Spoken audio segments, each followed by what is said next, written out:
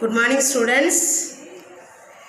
In previous lesson we learned about the soil types and irrigation methods in India.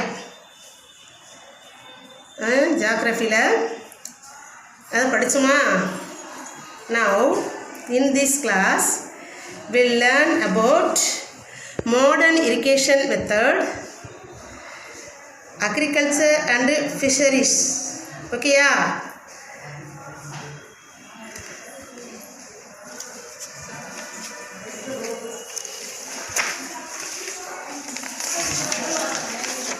Modern irrigation methods. What is modern irrigation methods? அப்படின்னா there are many ways in modern irrigation among them.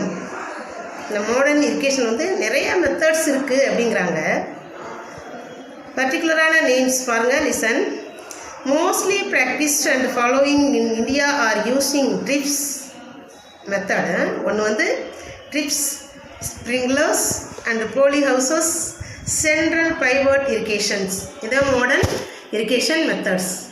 First வந்து drip system. What is drip system? What is drip system? It is used to watering like troughs at near the roots of plant. அதாவது ட்ரிப்ஸ்னாலே சொட்டு நீர் பாசனம் சொல்லுவாங்க இல்லையா? சொட்டு நீர் பாசனம் அப்படின்னா தாவரங்களில் வேர் பகுதிக்குள்ள, அதாவது சொட்டு நீராக பாய்ச்சுவது தான் இந்த சொட்டு நீர் பாசனம். ஓகேயா? It will cover a teeny area at plant but suitable for big trees and horticulture plants to which used to grow bigger. அதாவது என்ன சொல்கிறாங்க, இந்த சொட்டு நீர் பாசனம் வந்து தாவர வேர்களின் சிறிய பகுதிகளுக்குள்ளே பாய்ச்சப்பட்டு பெரிய மரங்கள், அதாவது தோட்ட மரங்கள், தோட்ட பயிர்கள் எல்லாம் போன்றவற்றைகள்லாம் வளர்க்க இந்த ட்ரிப் சிஸ்டம் வந்து பயன்படுது அப்படின்னு சொல்கிறாங்க. செகண்ட் வந்து என்னென்னா ஸ்ப்ரிங்க்லர் மெத்தட். ஸ்ப்ரிங்க்லர் மெத்தட்னா என்ன? ஸ்ப்ரிங்க்லர் மெத்தட்னா it is the simplest and easiest method of all. அதாவது இது வந்து ரொம்ப சிம்பிளானது, ரொம்ப ஈஸியான ஒன்று. In this method water is supplied to the field from the source through the pipes with have small holes. It can be used in the areas of uneven surface also. uneven area, அதாவது சொட்டு நீர், அதாவது என்ன சொல்கிறாங்கன்னா தெளிப்பு பாசனம், அதாவது இந்த பைப்பு மூலமாக தெளிப்பாங்க இல்லையா, அதுதான் இது. பைப் மூலமாக வச்சு தெளிக்கிறது தான் இந்த இது வந்து ரொம்ப ஈஸியான ஒரு மெத்தட் அப்படிங்கிறாங்க. தேர்ட் ஒன் வந்து rain gun. Rain gun, what is rain gun? Rain gun used to spread water like rain as in name and used to serve for crops which used to grow up to 4 feet or high also, but we have to adjust sprinklers height as per crop size. இது எப்படின்னா மழை பொழிவை போன்றே பயிர்களுக்கு தெளிக்கப்படுவது, மழை பொழிவை போன்றே தெளிக்கப்படக்கூடிய அந்த நீர் துகள்களை தான் தெளிப்பு பாசனம் அப்படின்னு சொல்கிறாங்க. ஓகேப்பா? இது எப்படின்னா typical usage of rain guns are in sugar cane, maize crops. இங்கே அதிகமாக இது வந்து அந்த இடங்களில் தான் அதிகமாக பயன்படுத்துகிறாங்க. அடுத்து வந்து pivot irrigation. What is pivot irrigation? Centre pivot irrigations, அதாவது sometimes called central pivot irrigation சொல்கிறாங்க. Also called water wheel and circle irrigation. Water wheel and circle irrigation is a method of crop irrigation in which equipment rotates around a pivot and crops are watered with sprinklers. இது வந்து எப்படின்னா நீர் சக்கரம் அல்லது வட்ட சுழற்சி, நீர் சக்கரம் அல்லது வட்ட சுழற்சி நீர்ப்பாசனம் அப்படின்னு சொல்கிறாங்க என்று அழைக்கிறார்கள். ஓகேயா? அடுத்து பாருங்க. Next point, the multi-purpose river valley project. Multi-purpose river valley project, அதாவது பல்நோக்கு ஆற்று பள்ளத்தாக்கு திட்டம். What is that? பல்நோக்கு ஆற்று பள்ளத்தாக்கு திட்டம். It is a scientific management of water resources in our country. இது ஒரு அறிவியல் முறையிலான நீர்வள மேலாண்மை திட்டமாகும் சொல்கிறாங்க. அதான் it is a scientific management of water resources in our country. Constructions of dam across rivers is aimed at many purposes. பல்வேறு நோக்கங்களுக்காக அணைகளை கட்டுவதால் ஆற்று பள்ளத்தாக்கு திட்டங்கள் என்று அழைக்கப்படுகிறார்கள் சொல்கிறாங்க.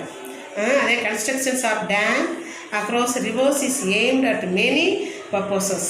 Hence it is termed as multi-purpose reverse valley project. The various purposes of a dam serves are irrigations, hydropower generations, water supply for drinking and industrial purpose, controlling flood, development of fisheries, navigation, etc. தொழிற்சாலையில் நீர் வழங்குதல், வெள்ளத்தடுப்பு, மீன் வள மேம்பாட்டு துறை, அதுக்கப்புறம் நீர்வழி போக்குவரத்து போன்ற பல்வேறு நோக்கங்களுக்கு இது இப்போ பயன்படுறாங்க. நீர்மின் சக்தி அடுத்த பாயிண்ட் எப்படின்னா, generally majority of multipurpose project are combinations of irrigations and hydropower which are the major aims of the project. நீர்மின் சக்தி நீர்ப்பாசனம் பெரும்பாலான பல்நோக்கு ஆற்று பள்ளத்தாக்கு திட்டத்தின் மூலம் முக்கிய நோக்கங்களாகும் அப்படிங்கிறாங்க. ஓகேயா. அடுத்து agriculture. Agriculture. What is agriculture? Agriculture is the process of producing food for people, fodder for cattle, fiber and many other desired products by the cultivation of certain plants and the raising of domesticated animals. அதாவது livestock. Okay. Though India is industrially a fast developing nation, still the agriculture in India employs more than 50% of the population of the country and account for about 25% of the national income. அதாவது என்ன சொல்கிறாங்கன்னா, குறைந்த நீரில் அதிக மகசூலை பெறுதல் மற்றும் தண்ணீர் பயன்பாட்டை மேம்படுத்த ஏற்படுத்த திட்டம் அதாவது மந்திரி கிரிஷ் சிஞ்சாய்சன் அப்படின்னு சொல்கிறவர் இதை எடுத்திருக்காருப்பா. இது உங்களுக்கு புக்கில் பாருங்கள், நல்லா தெளிவாக இருக்கும். குறைந்த அளவில் நீரில் அதிக மகசூலை பெறுதல் மற்றும் தண்ணீர் பயன்பாட்டை மேம்படுத்த ஏற்படுத்தப்பட்ட திட்டங்கள் தான் பிரதான மந்திரி அப்படின்னு சொல்லக்கூடிய பிரதான மந்திரி கிருஷி சிஞ்சாய் யோசனா அவர் ஆகும் அப்படிங்கிறாங்க. அடுத்து வேளாண்மை என்பது குறிப்பிடப்பட்ட பயிர்களை உற்பத்தி செய்து கால்நடைகளை வளர்த்து மக்களுக்கு உணவையும் கால்நடைகளுக்கு தீவனத்தையும் நார் மற்றும் தேவையான தேவையான பொருட்களை வழங்குது இந்த வேளாண்மை. வேளாண்மை இல்லைன்னா நம்மளால் வாழவே முடியாது. ஏன்னா first of all we want to eat food யார் செய்கிறா? விவசாயம் தான், அவங்க தான் பார்க்குறாங்க. வேறு யார் ஆஃபீஸில் உள்ளவங்களோ மற்ற ஒர்க்கில் உள்ளவங்களோ பெரிய பெரிய தொழிற்சாலை வச்சவங்களோ இல்லை, விவசாயிகள் மூலமாக தான் நம்ம வாழ்ந்துக்கிட்டு இருக்கோம். நம்மளால் விவசாயிகள் வாழலாம், ஆனால் விவசாயிகளால் அவங்களுடைய உதவியின் மூலமாக தான் இன்று நாம் உயிர் வாழ்ந்துக்கிட்டு இருக்கிறோம். ஓகே, அது தெரிஞ்சுக்கிறது. அடுத்து பாருங்களேன், அதாவது டிட்டர்மினன்ட் ஆஃப் அக்ரிகல்ச்சர் அப்படின்னா வேளாண்மையை நிர்ணயிக்கும் காரணங்கள் என்னென்ன காரணம் இருக்குது அப்படிங்கிறத இப்போ இங்கே சொல்கிறாங்க. There are 4 types இருக்குது. Agriculture in India is determined by a set of factors. Some of the important factors are here. Listen, நல்லா கவனிங்க. ஃபர்ஸ்ட் ஒன் physical factors, இயற்கை காரணிகள். என்னென்ன இயற்கை காரணிகள்? Relief, climate and soil. Second institutional factors, அமைப்புசார் காரணிகள். அதாவது என்னென்னா size of farm holdings, land tenure, and land reforms. Third one வந்து infrastructural factors. Infrastructural factorsனா உட்கட்டமைப்பு காரணிகள். என்னென்ன உட்கட்டமைப்பு காரணிகள்? Irrigation, power, transport, credit market, insurance and storage facilities. இது எல்லாமே விவசாயிகளுக்கு முக்கியமான ஒன்று தான். ஓகேயா? அடுத்து பாருங்கள், ஃபோர்த் ஒன் வந்து டெக்னாலஜிக்கல் ஃபேக்டர்ஸ், அதாவது தொழில்நுட்ப காரணிகள். என்னென்ன தொழில்நுட்ப காரணிகள் அப்படின்னா high yielding varieties of seeds, chemical fertilizers, insecticides and machineries. அதாவது ரசாயன உரங்கள், இன்செக்டிசைட்ஸ்னால் பூச்சிக்கொல்லி மருந்து, இதை வச்சு அங்கே செய்யக்கூடிய விவசாயத்துக்கு யூஸ்ஃபுல்லான ஒன்று. அடுத்து பாருங்கள், டைப்ஸ் ஆஃப் ஃபார்மிங். என்னென்ன ஃபார்மிங் இருக்குங்கிறத சொல்கிறாங்க. owing to variations in the physical environment and culture, a variety of farming practices and cultivation systems have evolved in different parts of India. பல்வேறு இயற்கை சூழல் கலாச்சாரம் காரணமாக இந்தியாவில் வந்து பல்வேறு வேளாண் முறைகளை சாகுபடி செய்கிறாங்க. பயிர் சாகுபடி முறைகளை பயன்படுத்துகிறாங்க அப்படின்னு சொல்கிறாங்க. ஃபஸ்ட்டு வந்து subsistence farming. What is subsistent ஃபார்மிங்னா என்னென்னா தன்னிறைவு வேளாண்மை. A considerable professions of farmers in the country practised subsistence farming அப்படிங்கிறாங்க. அதான் the considerable proportions of farmers in the country practiced subsistence farming. In this agricultural land holding is small. இது வந்து எப்படின்னா, அதாவது கணிசமான அளவு விவசாயிகள் தன்னிறைவு வேளாண்மை முறையை பின்பற்றுறாங்கன்னு சொல்கிறாங்க. இது வந்து கொஞ்சம் அளவு வந்து சிறுசாக இருக்கும். As the farmers are poor, they can't apply the modern inputs which cost more. அதாவது இந்த இதை வந்து எப்படின்னா புவர், அதாவது ஏழ்மையான கூட செய்ய முடியாது. இந்த இதை வந்து they can't apply மாடர்ன் இதை வந்து என்ன செய்ய முடியாது, ஏழ்மையில் இருக்கிறவங்க வந்து அந்த விவசாயத்தை பயன்படுத்த முடியாது. they grow crops with the help of family members and consumes almost the entire farm's produce with little surplus to sell in the market. இங்கே வந்து எப்படின்னா இதில் செய்கிறவங்க வந்து கொஞ்சமாகத்தே மார்க்கெட்டுக்கு கொண்டு போக முடியும். ஏன்னா அவங்களுக்கு தனக்கு போகத்தே தானா, நமக்கு விளைச்சலை நமக்கு எடுத்துக்கிட்டேன் கொஞ்சமாகத்தே மார்க்கெட்டுக்கு வந்து கொண்டு போக முடியும். ஓகேயா? இந்த இதில் in addition to food graphs, sugar cans, oil seeds, cotton, jute. What is the meaning of jute? Na sanal payir. Okay, sanal விவசாயம் செய்கிறது. And tobacco or புகையிலை, tobacco na புகையிலை are also cultivated. இந்த இதில் வந்து அங்கே செய்கிறாங்க. அடுத்து traditional farming method result in low productivity. அதாவது ட்ரெடிஷ்னல்னா அதாவது அந்த குறைவான உற்பத்தி அளிக்கிறதா. எது குறைவான உற்பத்தி அளிக்கிறது? பாரம்பரிய விவசாய முறையாதலால் இது வந்து பாரம்பரியாக வரதுனால இங்கே வந்து குறைவான உற்பத்தியிலையும் செய்கிறாங்க. சில பகுதிகளில் இவ்வகை வேளாண் முறை வந்து பின்பற்றப்படுது. எங்கேனா in Punjab, some part of Rajasthan, Uttar Pradesh and Madhya Pradesh subsistence farming is practised. அடுத்தது shifting agriculture. What is shifting அக்ரிகல்ச்சர்னா என்ன? This types of agriculture is performed by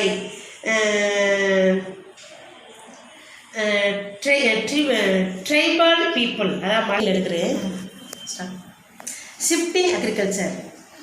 this type of agriculture is performed by tribal people in a piece of forest land after clearing the trees through felling and burning the trunks and branches. எப்படின்னா இந்த வேளாண்மை எப்படின்னா பழங்குடி இன மக்களால் காடுகளில் ஒரு சிறிய பகுதியில் உள்ள மரங்களை அகற்றி சாகுபடி செய்கிறாங்களாம். அடுத்து வந்து என்ன சொன்னாங்கன்னா, once the land is clear, crops are grown for 2 to 3 years. அதாவது இந்த சாகுபடி எப்படின்னா 2 அல்லது 3 ஆண்டுகளுக்கு ஒரு சாகுபடி செய்கிறாங்க அந்த மண்ணில் வந்து. அதுக்கப்புறம் என்ன செஞ்சுருவாங்களாம், அந்த இடத்த விட்டு மாறி போயிடுவாங்க. அதே shifting 2 years and the land will get abandoned as the fertility of the soil decreases. அது சத்தெல்லாம் குறைஞ்சி போன பிறகு வேறு இடத்துக்கு மாற்றுறாங்க. The farmers then move to new areas and the process will be repeated. They cultivate some grains and vegetable crops using the manual labor. Okay. அடுத்து it is also called slash and burn cultivation. இது எப்படி சொல்லலாம், வெட்டுதல் மற்றும் எரித்தல் வேளாண்மை என்று அழைக்கப்படுகிறார்கள். இந்த கல்டிவேஷனை, இந்த ஷிஃப்டிங் கல்டிவேஷனுக்கு என்ன பேர்னா, இப்போ what is shifting cultivation, what is slash and பர்ன்னா நீங்கள் இதை எழுதணும். ஓகே. அடுத்து different names for shifting agriculture in different region in India.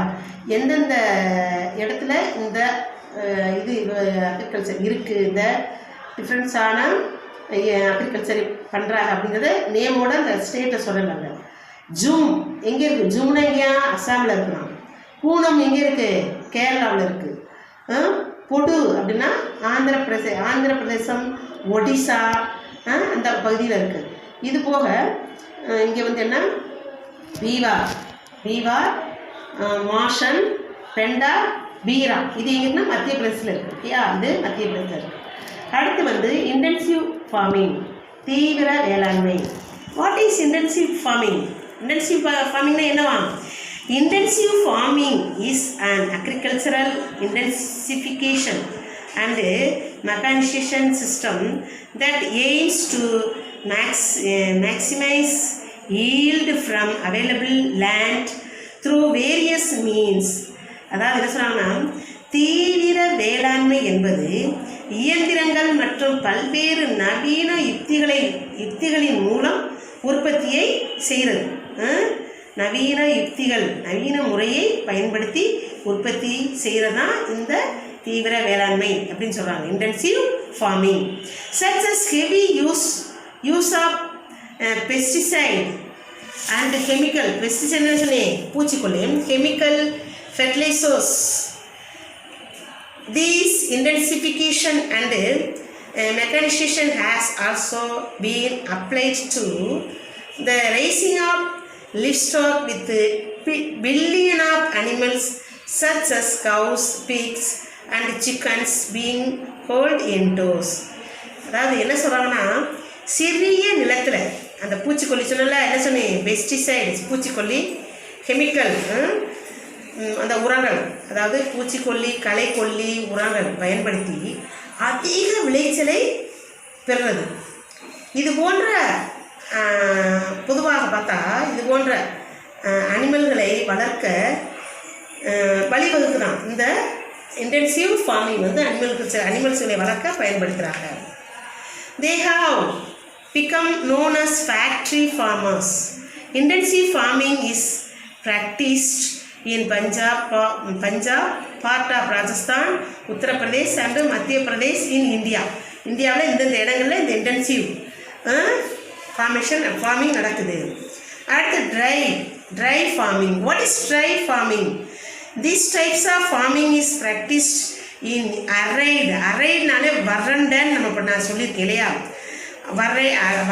வறண்ட பகுதியில் areas where irrigation facilities are lacking.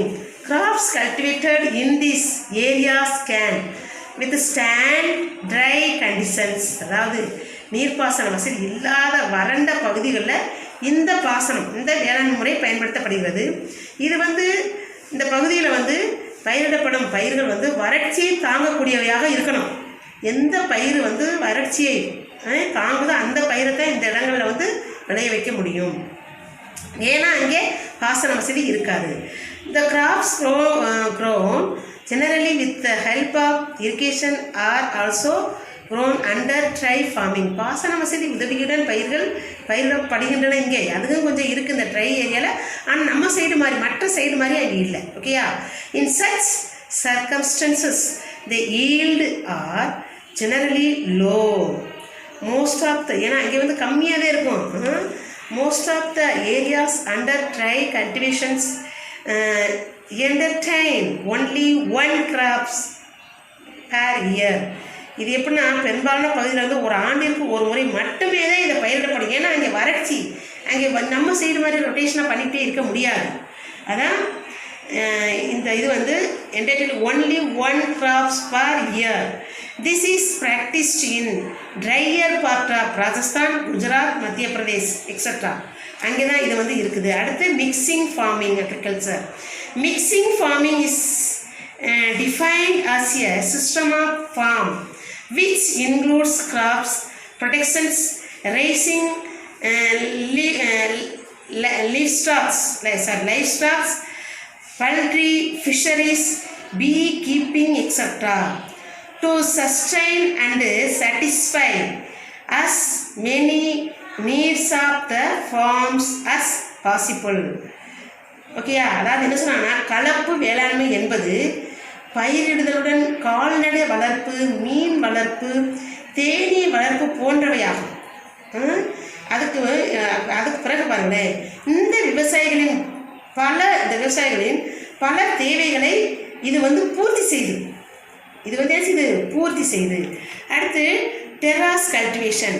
டெராஸ் cultivation என்னென்னா படிக்கட்டு முறைன்னு சொல்லுவாங்கள்ல, படிக்கட்டு கல்டிவேஷன், படிக்கட்டு முறை, அதான் இந்த டெராஸ். This type of cultivation is practiced especially in hilly areas where lands are of sloping nature. இது எங்கே இந்த வகை இருக்குன்னா இது முறை மலை பிரதேசங்களில் தான் இது பின்பற்றப்படுது. இந்த படிக்கட்டு முறை விவசாயம் வந்து மலை பிரதேசங்களில் பயன்படுத்தப்படுறாங்க. The hill and mountain slopes are cut to form terraces and the land is used in the same way as in permanent agriculture. Since the availability of flat land is limited, terraces are made to provide small patches of level lands. Okay, soil erosion is also checked to do terrace formation and hill slopes. இது வந்து மலை சரிவு பகுதிகளில் சமப்படுத்தப்பட்டு நிலத்தை நிலையான இதில் கொண்டு வந்து இந்த வேளாண் பகுதிகள் பயன்படுத்தப்படுறாங்க. இது சமமான நிலப்பகுதி உடையதாக, அங்கே வந்து சமமான நிலப்பகுதி வந்து குறைவாக இருக்கும், அது சமப்படுத்தணும். ஓகேயா? அதுக்கப்புறம் இந்த படிக்கட்டு நிலங்கள் வந்து சிறிய சமமான நிலப்பகுதிகளில் தான் இது உருவாக்கப்படுது. மலை சரிவுகளில் உள்ள படிக்கட்டு முறை அமைப்பு மண் அரிப்பை என்ன செய்யுது? இது முக்கியமான பாயிண்ட். இந்த படிக்கட்டு முறை வந்து மலைப்பகுதியில் இருக்கக்கூடிய மண் அரிப்பை தடுக்குது. ஓகேப்பா? Okay, thank you students. God bless you. Study well.